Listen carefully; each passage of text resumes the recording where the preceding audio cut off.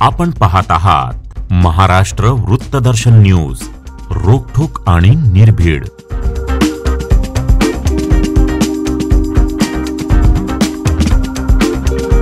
महाराष्ट्र वृत्तदर्शन व युवाग्राम मध्ये मी पत्रकार शाहीन शेख आपणा सर्वांचं सहर्ष स्वागत। आज सेक्स वर्कर दिन आहे। या सेक्स वर्कर दिनाच्या निमित्तानं प्रत्यक्ष व्यवसाय करणाऱ्या ज्यांना वारांगणा म्हणण्यात येतं, सेक्स वर्कर म्हणण्यात येतं, त्यांच्या पूर्व परवानगीनं आज सेक्स वर्कर दिनाच्या निमित्तानं आज आपण त्यांना ह्या स्टुडिओमध्ये बोलवलेलं आहोत। या ठिकाणी मीनाक्षी कांबळे, नमस्कार, माया गुरव, रेणुका काळे, नमस्कार, संगीता मनोजी, भारती कांबळे ह्या प्रत्यक्ष सेक्स वर्कर या ठिकाणी त्यांच्या पूर्व परवानगीने आलेले आहेत। तर मी सर्वप्रथम मीनाक्षीताईंना विचारू इच्छितो, मीनाक्षीताई, आपण सेक्स वर्कर म्हणून व्यवसाय करत असताना आपल्याला नेमक्या कोणत्या अडचणी येतात? बघा, पूर्वी लई पोलिसांचा त्रास होता, गुंडांचा त्रास होता, त्रास करत होता, रेड टाकत होतं त्या टायमाला।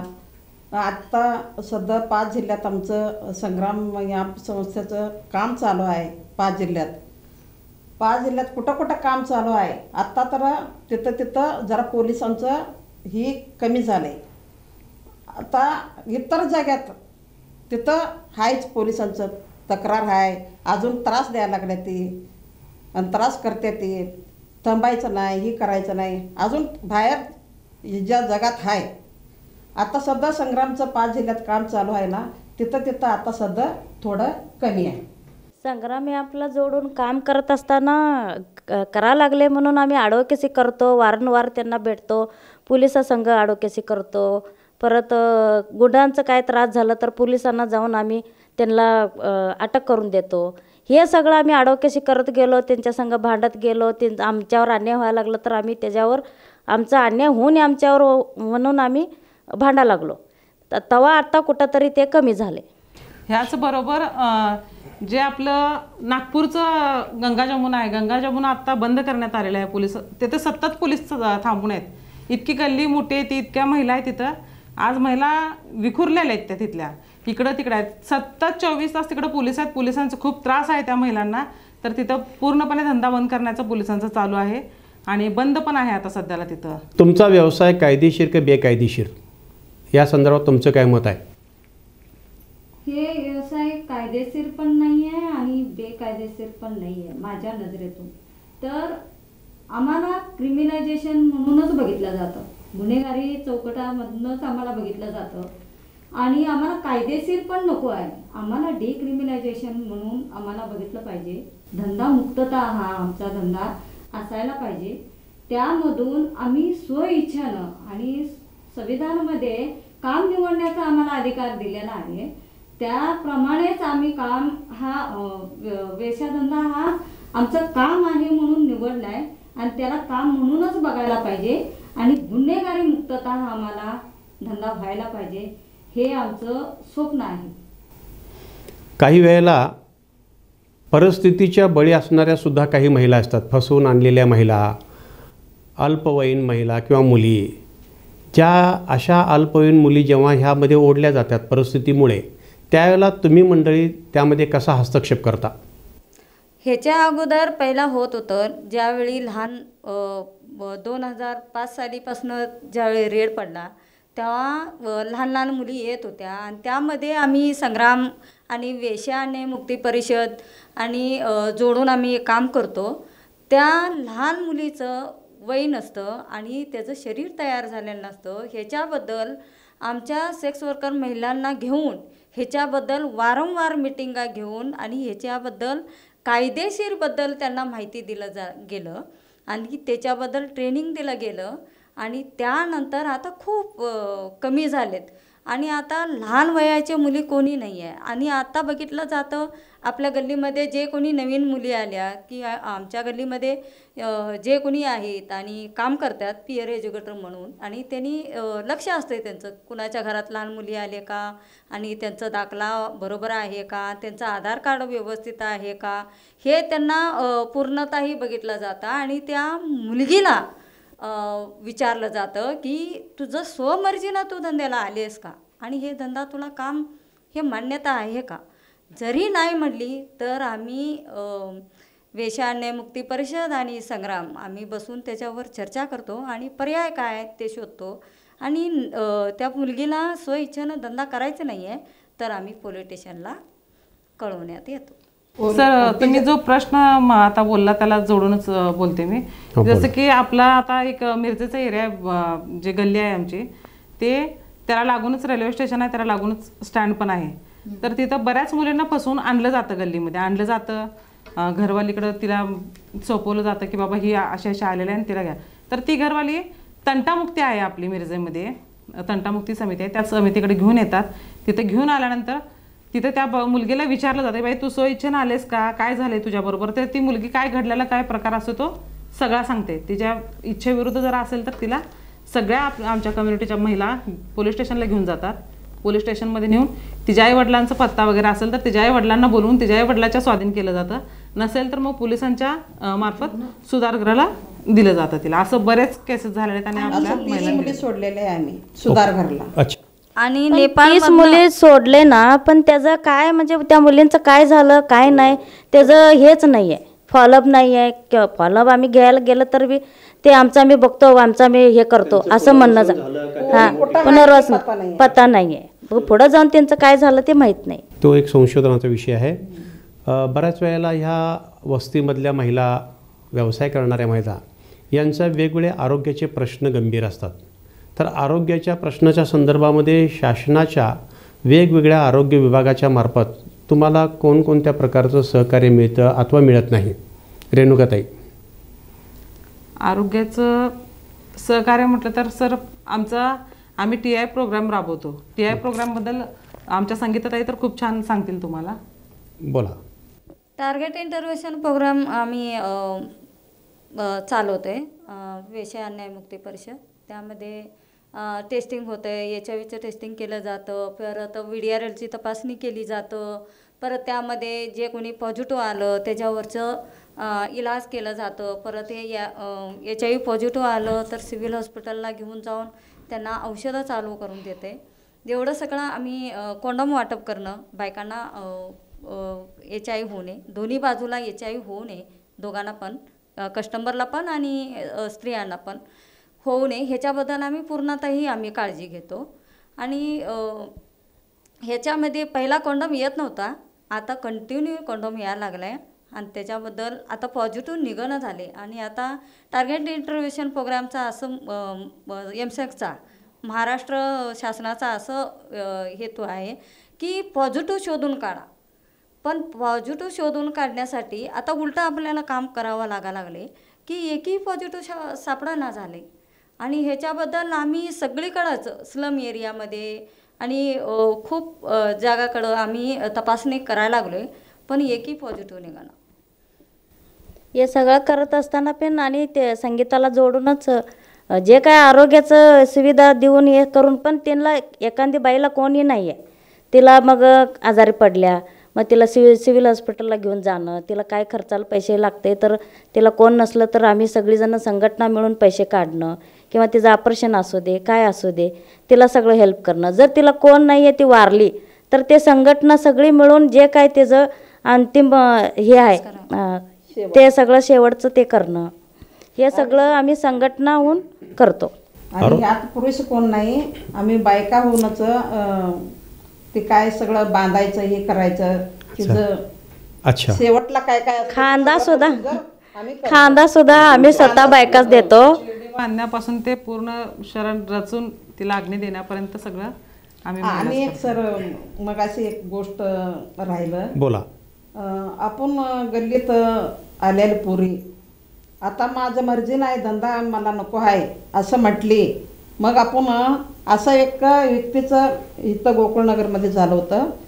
घरवाली सांगितली, घरवाली पुढं ती पोरगी सांगितली मला करायचं नाही आणि मला फसवून आणले ते. त्या टायमालाच आम्ही जाऊन मॅडमला सांगितलं. मॅडम ती कुठली होती, नेपाळचं, तिथं सगळा बंदोबस्त करून पैशाचाही जोडणा करून आणि मॅडम आम्हाला सगळं ही दिली पुढचं काय काय करायचं. आणि तसं 1-2 बायका नेऊन ती नेपाळला सोडून आलं ते पोरगीला. मुद्दा अतिशय महत्त्वाचा या ठिकाणी मीनाक्षीताई, रेणुकाताई आणि त्यांच्या सगळ्या टीमने या ठिकाणी मांडलेला आहे. आरोग्याच्या प्रश्नाकडे बघत असताना शासकीय यंत्रणा, सिव्हिल हॉस्पिटल असू दे, धर्मादाय हॉस्पिटल असू दे अथवा खाजगी हॉस्पिटल असू दे, या आरोग्याची काळजी घेण्यासाठी आवश्यक असणारे हा डॉक्टर समूह जो आहे किंवा महाराष्ट्र नर्सिंग होम रजिस्ट्रेशन ॲक्टनुसार 15 प्रकारचे उपचाराचे दरपत्रकानुसार ह्या ज्या व्यवसाय करणाऱ्या महिला आहेत त्यांना डॉक्टर किंवा आरोग्य विभाग कशा पद्धतीनं वागवतो याबाबतीत मीनाक्षीताई तुम्ही काय म्हणाल, किंवा तुम्ही ताई बोला. पहिला कसं होतं की हे 7-8 वर्षापूर्वी की भेदभाव खूप होत होता सिव्हिल हॉस्पिटलमध्ये. म्हणजे आमच्या सेक्स वर्कर बायका म्हणलं की पहिला नाव दिल्यावर देवदाशी म्हणल्यावर पहिला तिने सगळं प्रश्न सगळं ते तपासायचं सोडायचं, ते डॉक्टर तिला बघायचं सोडायचं, ते पहिला विचारायचं. मग ते गोंधन बिंधन हाताला असलं तर ते म्हणणार हे कुणाचं नाव आहे, मग हे कुणाचं, हे तुझं नवरा आहे का, तुझं ठेवलेलं आहे का, हे सगळं तिने म्हणजे लई म्हणजे खालीच्या ह्याच्यानं विचारत होतं. मग असं करत असताना मग तिला त्रास होत होतं. मग आम्ही एकत्र जाऊन काय केलं, संघटना मिळून की दंगा केलं तिथं, की एकतर त्या बाईला डिलिव्हरीला घेऊन आले आणि तुम्ही ह्या पद्धतीने विचारायला लागले, एकतर तिला त्रास व्हायला लागले, जे काय उपचार द्यायचा आहे तुम्ही उपचार देना आणि अशा पद्धतीचं तुम्ही विचारायला लागले. आम्हाला पण अधिकार आहे, आम्ही धंदा करणार बायका असलं म्हणून काय झालं, आम्हाला पण जे काय आरोग्याचं सुविधा इतरांना मिळते ते मिळायला पाहिजे. असं सगळीजण मिळून आम्ही संघटना मिळून तिथं दंगा केलं. मग सिव्हिल सर्जनला बोलवलं, सिव्हिल सर्जनला बोलवल्यानंतर मग मीडिया आलं. मग त्यानंतर त्या डॉक्टरचं नोकरी जायचं प्रश्न आलता, जे कोण तो म्हणजे विचारत होता, भेदभाव करत होता. तर आम्हीच स्वतः म्हणलो की कुणाच्या पोटावर पाय द्यायला नको, हे तुम्ही लक्षात ठेवा, अशा पद्धतीचं वागणं आम्ही सहन करणार नाही आहे. खरं म्हणजे आरोग्याच्या प्रश्नाबरोबरच मित्रांनो, आरोग्याचा अधिकार जसं म्हणतो तसं रेशनचा अधिकार, ज्याला अन्नाचा अधिकार पण म्हणतो, त्यासोबत वडिलांच्या नावासोबत आईचं पण नाव लावा असं म्हटलं जातं. जातीचा दाखल्याचा मुद्दा आत्ता सध्या फार कळीचा मुद्दा आहे. आणि व्यवसाय करणाऱ्या महिला ज्या आहेत आमच्या, ह्या व्यवसाय करणाऱ्या ह्या महिलांना वडिलाचं नाव काय म्हणून विचारलं जातं. त्यावेळेला नारायण सुर्वेची कविता आठवते. नारायण सुर्वे हे एका कचऱ्याच्या कुंडीवर सापडणारं अर्भक होतं आणि जेव्हा त्यांना घेऊन शाळेमध्ये गेलं तेव्हा गेल्यानंतर तुझं नाव काय, वडिलाचं नाव काय विचारलं तेव्हा त्या ठिकाणी सांगण्यात आलं, मास्तर तुमचंच नाव लिहा. परंतु ह्या आमच्या व्यवसाय करणाऱ्या महिलांच्या बाबतीत जातीचा दाखला, रेशनचा प्रश्न, ते कशा पद्धतीने ह्याच्याकडे बघतात आणि वडिलाचं नाव लावायचं की नाही लावायचं हा जो संशोधनाचा विषय, या बाबतीत त्यांची भूमिका काय हे मी ताईंना विचारतो. जातीचा दाखला आता म्हटलं तर 50 वर्षाचा पुरावा मागितला जातो. जे लोक आहे ते आपले आजी आई आमचं सगळं हे सगळं परंपरा इथंच आहे. तर आमच्यासारखंच झालं, बाकीच्या लोकांचं तर त्यांचं काय, पण आईचं नाव लावलं जात नाही आणि पुरुषांचं हे 50 वर्षाचा पुरावा मागितला जातं. आम्ही सेक्स वर्कर, आम्ही कुठल्या पुरुषांचं आम्ही नाव लावायचं. आणि आता सध्याला म्हटलं तर मुलं आमच्या शिक्षणाकडं जास्त करून आम्ही पाहायला लागलो. आमची मुलं बी डॉक्टर व्हावी, इंजिनियर व्हावं, पोलीस व्हावं, आमचं बी एक स्वप्न आहे. आणि हे स्वप्न पूर्ण करण्यासाठी जातीचा दाखला लय खूप महत्त्वाचा आहे आणि तेच मिळत नाही आहे. जातीच्या दाखल्याचा मुद्दा कर्नाटकामधील जर असेल तर तिकडचे कागदपत्र ग्राह्य मानलं जात नाही. अनावश्यक जाचक अटी लावून बऱ्याच वेळेला ह्या महिलांना सामाजिक न्यायापासून वंचित केलं जातं. तर ह्या बाबतीत रेणुकाताई काय बोलत आहेत, तुमचं काय मत आहे रेणुकाताई? सर, तिकडचं डॉक्युमेंट आहेत म्हणून देत नाहीत. एक तर आमचं म्हणजे सगळ्यात मोठी अडचण अशी आहे की जी धंद्यात आमच्या महिला येणाऱ्या असतात त्या एकदा धंद्यात आल्या की परत त्यांना स्वीकारलं जात नाही, त्यांच्या घरी स्वीकारलं जात नाही. ते आई वडील स्वीकारत नाहीत.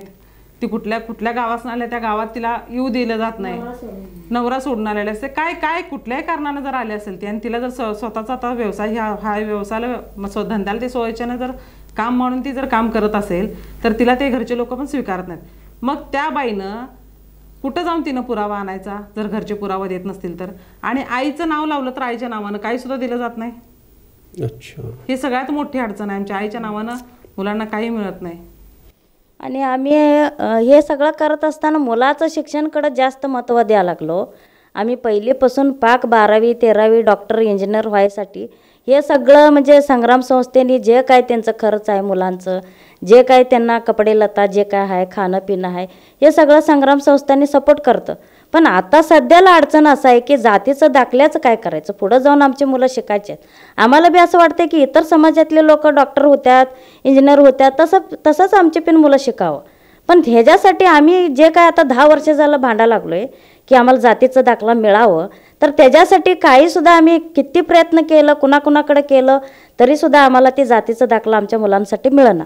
आता 2 वर्ष तर झालं कागदपत्र गोळा सगळ्यांचं गोळा करून मुलांचं आम्ही कलेक्टरकडे दिलं आहे आणि महिला बाल कल्याणला दिलं आहे.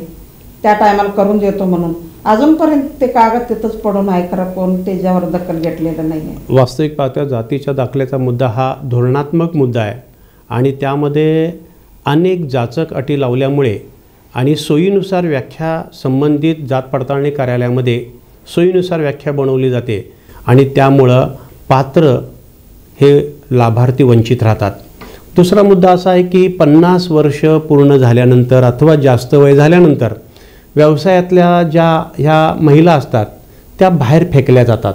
म्हणजे 50 वर्षानंतर शरीर काम करत नसेल किंवा एखाद्या असाध्य रोगाने पीडित असतील तर त्या महिलांना बाहेर फेकलं जाणं किंवा त्यांना कोणाचाच आधार न देता ते बाहेर फेकले गेल्यानंतर त्यांच्यासाठी शासनानं काहीतरी केलं पाहिजे असं तुम्हाला वाटतं, तर नेमकं काय केलं पाहिजे असं वाटतं? हा बोला तुम्ही ताई. आतापर्यंत शासनानं जे काय पेन्शन काय आहे ते काहीच केलं नाही. पण आता सध्याला PLHच्या जे बायका आहेत जे पॉझिटिव्ह आहेत त्यांच्यासाठी त्यांनी करायला लागल्यात. तर आमच्याकडं SSR म्हणूनचे JPTM आहे त्याच्यासाठी आम्ही सगळंच कागदपत्र बायकांचं काढून द्याले. श्रम कार्ड आहे, आयुष्यमान भारत आहे, परत आधार कार्ड आहे, रेशन कार्ड आहे त्यांचं, परत जन्माचा दाखला आहे, उत्पन्नाचा दाखला आहे, परत पेन्शनचं जे काय फाईल आहे ते करून द्यायला ते पण आता आम्ही सिव्हिल सर्जनकडे दिले. त्याच्यासाठी पण धडपडा लागले आणि बऱ्याच बायकांचे काढून दिले, अजून थोड्या बायकांचे आम्हाला काढून द्यायचा प्रयत्न चालू आहे. खूप छान.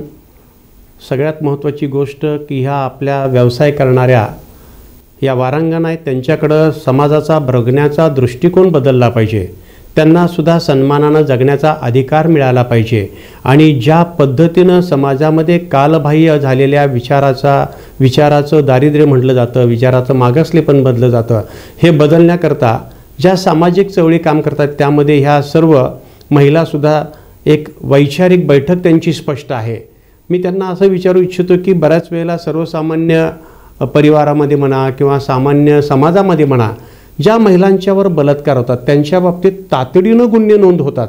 पण तुमच्या बाबतीत जर समजा असं काही घडलं तर काय अनुभव आहेत?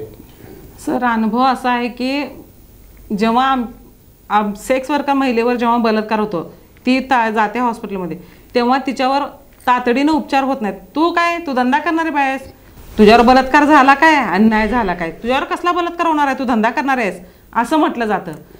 तर सुप्रीम कोर्टच्या आदेशमध्ये आता आहे एक आदेश असा पण आहे की जसं इतर महिलेला प्राधान्य दिलं जातं तसं सेक्स वर्कर महिला पण एक महिला आहे आणि तिला पण त्याच समानतेनं तसंच तातडीने तिला सेवा उपलब्ध करून दिली पाहिजे. आणि सेक्स वर्करांना होय म्हणायचा अधिकार आहे, नाही म्हणायचा अधिकार आहे. जर तिच्यावर जर जोर जबरदस्ती बलात्कार झाला असेल तर तिचं तातडीनं FIR दर्ज करून घेतली पाहिजे. जे काय कायद्याची माहिती संग्रामने द्यायला लागलं तेव्हापासून सगळ्या बायकांचं आम्ही म्हणजे सगळ्या बायकांना माहिती दिलं ह्याच्याबद्दल.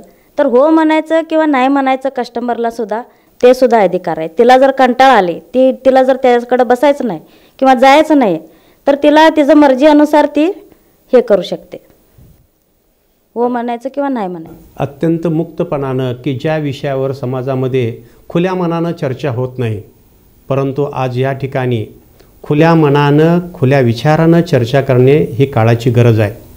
सेक्स हा शब्द उच्चारल्यानंतरसुद्धा आपण कुटुंबामध्ये एकत्रित चर्चा करू शकत नाही, परंतु आज बदललेल्या काळासोबत संग्रामसारख्या सामाजिक संस्थांनी एक सामाजिक जाणीवा आणि नेणीवा निर्माण केलेल्या आहेत.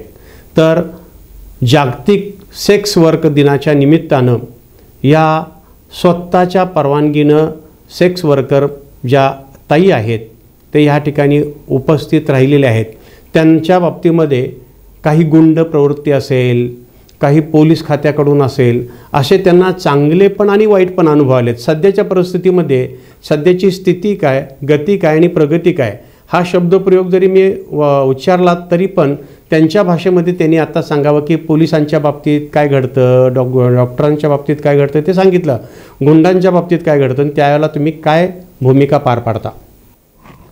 गुंडांच्या तर आता सध्याला पहिला खूप त्रास देत होते, पण एकत्रित आम्ही जे काय संघटित जेव्हा झालो तेव्हा आम्ही संघटित होऊन जे काय ते म्हणजे आमच्यावर शिवीगाळी करणं किंवा मारहाण करणं हे सगळं करायला लागल्यावर आम्ही सगळी एकत्र होऊन उठलो. तेव्हा आम्ही डांबाला धरून त्यांना बांधून मारायला लागलो, पोलीस स्टेशनला द्यालो. तेव्हा हे सगळं गुंडागर्दी कमी झालं आणि आता तरी गुंडागर्दीचा काही त्रास नाही आहे. ज्या टायमाला आम्ही सगळी एकत्र झालो की कोणी सगळ्यांना माहिती आहे की आता हे गुंडागर्दी केलं तर ह्याने आपल्याला आत टाकू शकतात, ह्याने बायका ऐकणार नाही. ते आम्ही कायम आता ते कुठलं बी प्रसंग येऊ दे आम्ही त्याला उभा राहतो. गुंड आला का नाही गल्लीत आम्ही सगळे एकत्र येतोय. त्या टायमाला एकमेकाला फोन लावते, ते सगळे एकत्र येतोय. कोण आहे त्याला धरायचं आणि पोलीस स्टेशनला नेऊन द्यायचं, हे असं चाललंय. मग त्यांचं कोण मोटर त्यांच्यावर असेल त्यांना फोन करून बोलवतोय, तुमचं माणसं असं करायला लागले ते बाबा काय करायचं सांग. व्यवसाय करत असताना येणाऱ्या अडचणी आणि गुंड प्रवृत्तीकडून स्वतःचं संरक्षण करत असताना कायदेशीर आणि संघटितरित्या त्याला कसं उत्तर द्यायचं हे ह्या परिवाराकडून शिकण्यासारखं आहे. आता या परिवारातील ज्या महिला व्यवसाय करतात त्यांची मुलं किंवा मुली यांच्या बाबतीत त्यांचं शिक्षणाचं प्रमाण असेल किंवा त्यांचं भवितव्याचा प्रश्न असेल किंवा त्या मुली मोठे झाल्यानंतर ते तुमच्याकडं कोणत्या दृष्टीनं बघतात आणि त्यांना तुम्ही काय सांगता. आम्ही खुल्ला सांगतो त्यांना, मी धंदा करतो म्हणूनच तू ही कपडं घालतेस, तुझं पोटाला बघतो, तू इतर तिने काम करून कसं बघते ते ना, इतर लोक तिला कसं जगवते ते मुलाला, तसंच आम्ही आमच्या मुलाला जगवत असतोय आणि आमच्या मुलाला आम्ही सांगत असतोय खुल्ला असं आहे म्हणून. आणि आपल्यावर ती मुद्दा येऊपर्यंत आम्ही त्यांना ओके अच्छा म्हणजे वंचित ठेवत नाही मुलांना, स्पष्टपणे सांगून टाकता. हां तुम्हाला काय बोलायचं ते म्हणजे वाढवत असताना हे पहिल्यापासूनच आम्ही हे काम म्हणून आपण बघितलंय. त्याच दृष्टीनं मी कामाला चालले. मी घरात मी हे सांगते मी कामाला चालले म्हणून मी कामाला जातो म्हणून मी बाहेर पडतो, पण ह्या कामातूनच त्यांच्या आपल्या मुलांचं शिक्षण, परत त्यांचे कपडे, त्यांचे लत्ता, कुठं जाण्याचं खर्च, परत शाळाचे फी वगैरे हे कशामुळं येते, हे मी सेक्स वर्कर करते म्हणून त्यातूनच मी हे सगळं गरजा भागवू शकतो. हे मी कामाच्या दृष्टिकोनानं मी बघतो. आणि हे वाढवत असताना त्यांची वय मोठं झालं, त्यांनी वयात आली तर काम निवडण्याचं पण त्यांना म्हणजे शिकवलं तर स्वतःच्या पायावर कसं उभं राहायचं हे पण शिकवलं जातं. सेक्स वर्करमध्ये तू येणार असशील, मुलगी जरी असली सेक्स वर्करमध्ये येणार असशील तर हे अडचणी येऊ शकतात. गुंडांचा त्रास होऊ शकतो, पोलिसांचा त्रास होऊ शकतो आणि खूप अडचणी येऊ शकतात. पण लढण्याचं ताकद तुझ्यामध्ये आहे का नाही हे तू निर्णय घ्यायचा आहे. पण लग्न केल्यानंतर दोन्ही घराण्यातली संमती असत्या आणि दोन्ही कुटुंब तुला सांभाळावं लागतं. आणि कुटुंबामध्ये जे काही जबाबदारी आहे ती मुलगी म्हणून तू ते पार करायला पाहिजे. आणि हे तिन्ही मार्गदर्शन तिला दाखवलं जातं आणि तिचं चॉईस आणि तिच्या चॉईसवरच आम्ही सोडतो की तुझा अधिकार आहे. तू 18 वर्ष पूर्ण झालीस, हे धंदा केली तर काय परिणाम होतं आणि शिकून स्वतःच्या पायावर उभारलीस तर तुझं निर्णय तू घेऊ शकतेस.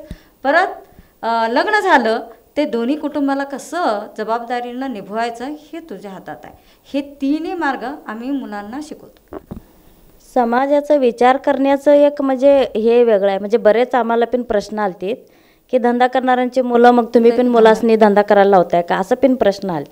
पण आम्ही धंद्यात पडले ठीक आहे, पण आमची मुलांना पण आम्ही जे काय हॉस्टेल आहे तिथं म्हणजे 5 वर्षाचं 6 वर्षाचं झालं तर हॉस्टेलमध्ये ठेवणं, त्याला ते पहिलीपासून ते शिकवणं हे सगळं करतोच आम्ही.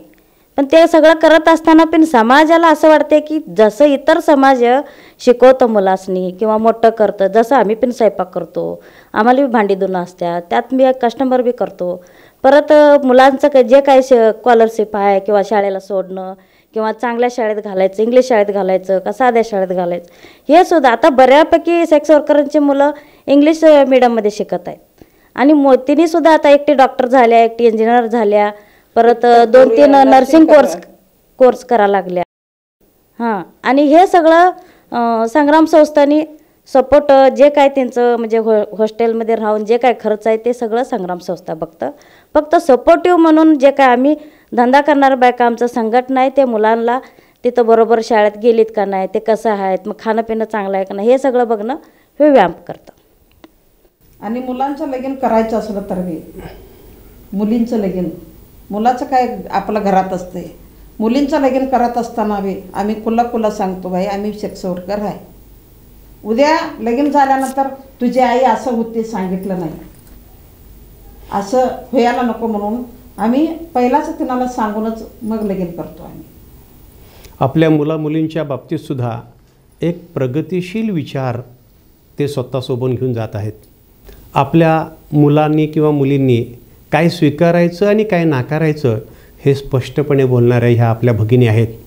खरोखरच सेक्स वर्कर दिनाच्या निमित्तानं समाजानं स्वतः आत्मपरीक्षण करण्याची गरज आहे. हे सुद्धा एक समाजाचे घटक आहेत. समाजामध्ये बोललं जातं हे आहेत म्हणून समाज सुरक्षित आहे, तो पण संशोधनाचा विषय आहे. तर मित्रांनो, सेक्स वर्कर दिनाच्या निमित्तानं या सर्व भगिनींना मनपूर्वक शुभेच्छा. हा व्यवसाय रूढी, परंपरा आणि परिस्थितीचे बळी म्हणून सुद्धा पाहिलं जातं आणि स्वइच्छेनं म्हणून सुद्धा पाहिलं जातं. तर ह्या आपल्या भगिनींना आम्ही विचारू इच्छितो की ह्या व्यवसायामध्ये तुम्ही कसे आलात? मीनाक्षीताई. नमस्कार सर. पहिला आम्ही आमचे वडील एकटाच भाऊ नाही काय नाही, आणि आमची वडिलाच्या पोटानं आम्ही 7 जण बहिणी, सगळ्यात मोठी मी, आणि परिस्थिती लई गरीब. मग त्या लहानपणी आपल्याला लगीन झालं. लगीन झाल्यानंतर मग गेलो नांदायला. तिथं त्यांच्या घरी जाऊन 1 वर्षानं मोठी झाला असेल, त्यांच्या घरी जाऊन मग राबणार, लई काम लावणार, शेती कामाला जायचं, घरातलं काम करायचं, स्वयंपाक करायचं 4 वाजता उठून, सगळं करतो. हे करायलाच पाहिजे. केलो. तरी पुढं जाऊन आमचं दिराचं लगीन झालं, लगीन करून आलं. आणि ती पोरगीला सोडवण्याकरता दीरच मला म्हटला, तुझं नवऱ्याला सोड आणि आपण दोघं पळून जाऊ. असं म्हटल्यानंतर आम्ही म्हटलं, एवढा गरीब परिस्थितीनं लगीन करून आमचं आई वडील दिले ते, आणि इथं बी आलं तर अन्न मिळत नव्हतं. कुठं बी मागून खायचं, कुठं कामाला जायचं, त्यांचं शान काढायचं, जळण तोडून द्यायचं, त्यांच्याकडं भाकरी घेऊन खायचं. एवढं परिस्थिती बी काढून आणि परत हे मुद्दा म्हटल्यानंतर नको झालं मला. म्हटलं नवराचं नको.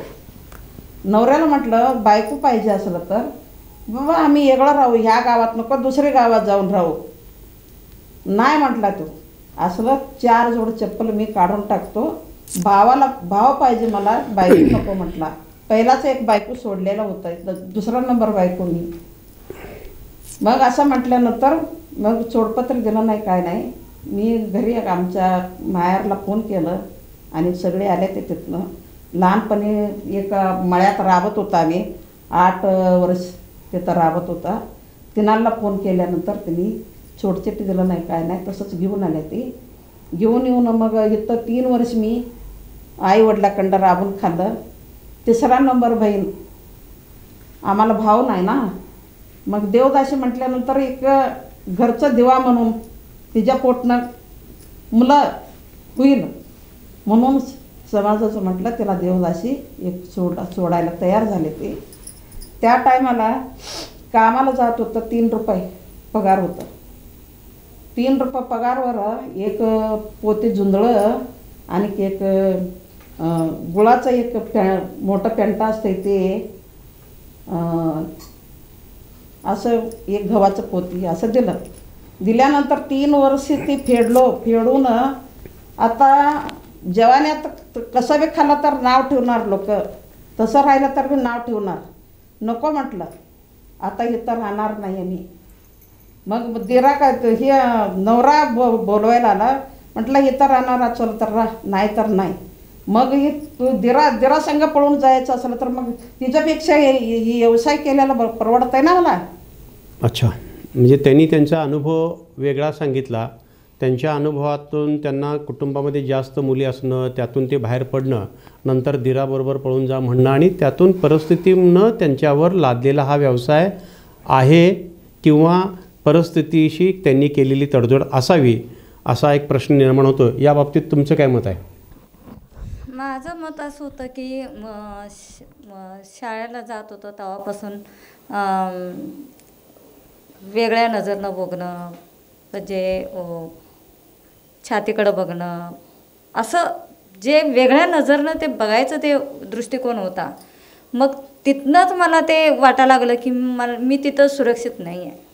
आणि शाळेला जात असताना पण आम्ही दुसऱ्या रस्त्यानं जात होतो, कारण की आम्ही धंदा करणाऱ्या वस्तीमध्ये आम्ही राहत होतो. आणि तिथनं जाणं म्हणजे मैत्रिणीला, शाळेतल्या वर्गातल्या मुलांना माहिती होईल की मी त्या गल्लीतनं वस्तीतनं येतो म्हणून परत जास्त भेदभाव होईल ना माझ्यावर, म्हणून तिथनं मी हे करून, पण तरीसुद्धा माहिती झाल्यानंतर मग तिथनं मला नको वाटलं, शिकायचं पण नको वाटलं आणि मी तिथनं शाळा सोडून दिलं आणि धंद्यामध्ये मी आलो. धंद्यामध्ये आल्यानंतर सुरक्षित पण आहे आणि स्वमर्जी आहे आणि तिथं होय म्हणायचं पण अधिकार आहे आणि नाही म्हणायचं पण अधिकार आहे. आणि स्वतःचं आरोग्य जपून आपण सेक्स वर्क करू शकतो. आणि त्यावेळी तर गुंडागर्दी खूप होत होता आणि मी काम निवडला आणि परत त्यानंतर गुप्तरोगाची माहिती मिळायला लागली, HIV/AIDS माहिती मिळायला लागली. आणि त्यावेळी गरोदरपणा लई जास्त होत होता, गुप्तरोग लई जास्त होत होता. त्यानंतर माहिती एक मिळायला लागली आणि त्यातनं गुप्तरोगाची पुस्तकं होती आणि त्या पुस्तकामधनं कसं आपण हे केलं तर म्हणजे पोट पाडणं जास्त होत होतं. मग मग काय केल्यानंतर हे परिणाम कमी होईल, मग त्यानंतर कोंडोम वापरायला पाहिजे. कोंडोम वापरल्यानंतर काय होईल, आपलं गरोदरपणा थांबेल आणि गुप्तरोग होणार नाही आणि HIV होणार नाही. हे तिन्ही चीजपासून आपण वाचू शकतो. आपलं शरीर पण सुरक्षित ठेवू शकतो, आपण दुसऱ्यांना पण वाचवू शकतो. ह्याच्यातून हे समजलं. आणि त्यामध्ये हे काम करत असताना कुणाचं मनाचं विरोधात जाऊन म्हणू शकत नाही आपण की जोर जबरदस्तीनं तू धंद्याला ये असं आम्ही म्हणत नाही आहे. आणि धंदा करूनही सहमतीनं धंद्यामध्ये यावं आणि सहमतीनं त्यांची संमती आणि संमती नसेल तर आम्ही संघटना मिळून त्या ज्यांनी कोणी जोर जबरदस्तीनं ठेवून घेत असेल आमची संघटना त्याबद्दल चांगल्या पद्धतीनं आम्ही काम करतो. सामाजिक सुरक्षेचा मुद्दा त्यांनी अत्यंत योग्य पद्धतीनं सांगितलेला आहे. तर ताई तुमचं काय मत मांडणार होता? संगीताला जोडूनच पहिल्यांदा जेव्हा HIV/AIDSवर मॅडमनं सुरुवात केलं संग्राम संस्थेने कामं, तर तेव्हा कसं होतं की कोंडम म्हणजे लय घाबरत होते बायका. आणि बायकांना मॅडमनं 1, 2, 3 असं 7-8 बायका ठेवलं की प्रत्येक गल्लीत जाणं, त्यांना कोंडोम देणं, मग ते कसं वापरणं, परत त्याचा डेमो करून दाखवणं, हे सगळं मॅडमने केलं. परत त्यांच्याकडं डेमो करून घेणं, हे सगळं दाखवल्यानंतर धंदा करणारे सेक्स वर्कर बायकाच मग तिने शिकल्यावर पुरुष काय म्हणायला लागला की तूच हे म्हणजे हिने बायका काय म्हणायला लागलीत की तू लाव. मग तिने बायकांनाच असं ठरवलं की आपण स्वतः लावलेलंच बरं, का तर ते फाटू शकते आणि चांगल्या पद्धतीनं लावलं जाते.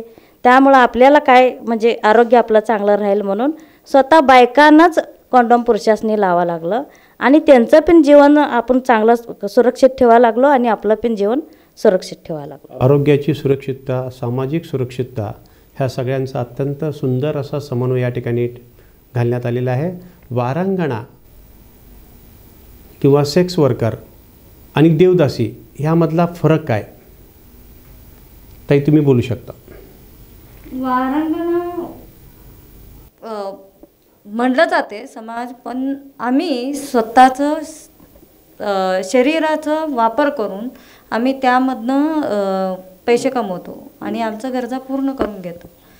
जसं पुरुषासमोरचं बी माणसाचं पण गरज असतं आणि त्यांचं गरजा भागवून परत त्या मोबदला आम्ही पैसे घेतो आणि स्वमर्जीनं दोघांची सहमतीनं आम्ही धंदा करतो आणि त्याच्या मोबदला आम्ही पैसे घेऊन आमच्या गरजा, मुलांचे शिक्षण, पर घर घ्यायचं म्हणा, शेती घ्यायचं म्हणा, एक कुटुंब चालवणं म्हणा, हे सगळं त्यामधून करतो. आणि हे देवदासी आणि सेक्स वर्करचं फरक काय आहे आणि त्यात हे मुद्दा काय. हां, देवदासी म्हटलं तर सगळे आपलं समाज किती आहे ती मान्यता देऊन त्याला देवदासी सोडलं जातं आहे. आणि सोडलं तर बी ती माझ्या पाठीवरचा एक भाव आहे, नाहीतर छोटा भाव आहे, मोठा भाव आहे, असलं तर बी त्या घरातनं आई वडिलांचं काय इंटेंट आहे, पोरग्याबरोबर मला बी तेवढं समान ही मिळाली पाहिजे. अधिकार काय आहे त्याचं, शेत म्हणा, जमीन म्हणा, घर म्हणा, सगळ्यात अर्धा वाटणी मिळाल्याचं पाहिजे. देवदासी म्हणजे जी आता माझ्या घरातली आम्ही 5 बहिणी आहे, 5 बहिणीपैकी एका बहिणीला देवदासी सोडलं जातं. तर ती देवदासी जी असते ती मुलग्याचा येते. तो मुलग्याचा दर्जा त्याला मिळतोय. त्यानं राबायचं, जसा एक मुलगा घर सांभाळतोय, इतर बहिणींना भावांना जसं सांभाळते, आई वडिलांना सांभाळते, तर आयुष्यभर त्यांनी ते राबायचं आणि घराला सांभाळायचं. करायला आई वडिलाला समाजात किती बहिणी आहेत त्यांना आणणं जाणं मामायारा सगळं करायचं. ते देवदासी म्हटलं तर मी भावाबरोबर ती करू शकते, तिला मान्यता आहे. सर, जसं की तुम्ही आता म्हटलं की एवढं खुल्या मनानं ह्या सर्वजणी बोलायला लागल्यात. आज आम्ही एवढ्या खुल्या मनानं बोलायला लागलो, एवढं आम्हाला बोलण्याचं धाडस आलेलं आहे, ते फक्त आणि फक्त आमच्या संग्राममुळं. खूप छान. आज संग्राम आहे म्हणून आम्ही आहोत. संग्रामनं खूप काय आम्हाला शिकवलेलं आहे, कायद्याविषयक माहिती दिली आहे, समाजात कसं वावरायचं, आमचे स्वतःचे अधिकार काय आहेत हे आम्हाला सगळं संग्रामने दिलेलं आहे. त्यामुळं आज आम्ही इथं येऊन असं म्हणजे एवढं खुलं आहे ना आणि एवढं आहे ना बोलायला लागलो, एवढं धाडसीनं बोलायला लागलो. आज संग्राम आहे म्हणून आम्ही आहे. खूप छान. जग वाईट म्हटल्यानंतर आम्ही वाईटच आहे म्हणून समजून घेत होतं. आता मात्र संग्राम सगळं आम्हाला शिकवलंय, आमचं पायावर उभारलंय. 4 गोष्टीत का होईना आम्ही असं आता उभारून बोलतोय आम्ही. सेक्स वर्कर यांना शासन निर्णयानुसार BPL शिधापत्रिका मिळावी असा शासन निर्णय निघाला. परंतु सेक्स वर्कर यांचा निवाऱ्याचा मुद्दा हा गंभीर आहे, पेन्शनचा मुद्दा हा सुद्धा गंभीर आहे. या बाबतीत त्यांना घरकुलसाठी त्यांनी प्रयत्न केला आहे का, पेन्शनसाठी त्यांना प्रयत्न केला आहे का, आणि त्यासाठी त्यांचे अनुभव काय. रेणुका, ते तुमचं काय मत आहे? आमचा अनुभव असा आहे की आम्ही खूप वेळा प्रयत्न केलेला आहे की आम्हाला मग हे कागदाना ते कागदाना 17-7 ठिकाणी फिरवलं जातं. जसं की इतर समाजात जी लोक आहेत त्यांना जसं मिळतं पटापट, सगळ्या कुठल्याही गोष्टी असल्या तर पटापटा मिळतात. जसं की इतर कामगार आहेत, मी कामगार म्हणे, इतर जसं कामगार आहेत त्यांना कशी त्यांच्या सुविधा लगेच मिळतात, तसं आम्हाला तुम्ही कामगारच म्हणत नाही हो, समाज आम्हाला कामगारच म्हणत नाही. त्यामुळे आम्हाला वंचितच ठेवलं जाते सगळ्या गोष्टीपासून. आम्हाला कुठल्याही गोष्टी मिळत नाहीत सहजासहजी, तर आम्हाला कुठल्याच गोष्टी मिळत नाहीत. खूप भांडावं लागतं, खूप जगडावं लागतं आम्हाला. अजूनही पेन्शन योजनेसाठी खूप फिरवतात आम्हाला. घरकुलच्या संदर्भात घरकुल योजना सुद्धा आम्हाला आता करायला लागलो आम्ही, तर त्याच्यासाठी पण आम्ही कागद वगैरे हे कागद घेऊन या, ते कागद घेऊन या, भरपूर फिरवा लागल्यात, पण आम्हाला अजून घरकुल योजना मिळालेली नाही. अजून पेन्शन चालू आहे, धडपड करायला लागले. Sex work is decent work. Sex work is decent work. Sex work is decent work. Devadasi हा विषय खरं म्हणजे खूप संशोधनाचा, चर्चेचा विषय आहे. देवदासीची प्रथा, त्याची सुरुवात, त्याचा इतिहास हा सुद्धा खूप वेगळा विषय आहे. देवदासी ते सेक्स वर्कर असा प्रवास हा सुद्धा एक संशोधनाचा विषय आहे. तर ह्या विषयावर आपण बोलल तेवढं कमी आहे. सेक्स वर्कर दिनाच्या निमित्तानं या सर्व भगिनी यांनी अत्यंत खुल्या मनानं आपलं मत व्यक्त केलेलं आहे आणि हा पहिल्यांदाच प्रयोग आमच्या न्यूज चॅनेलवर करण्यात आलेला आहे.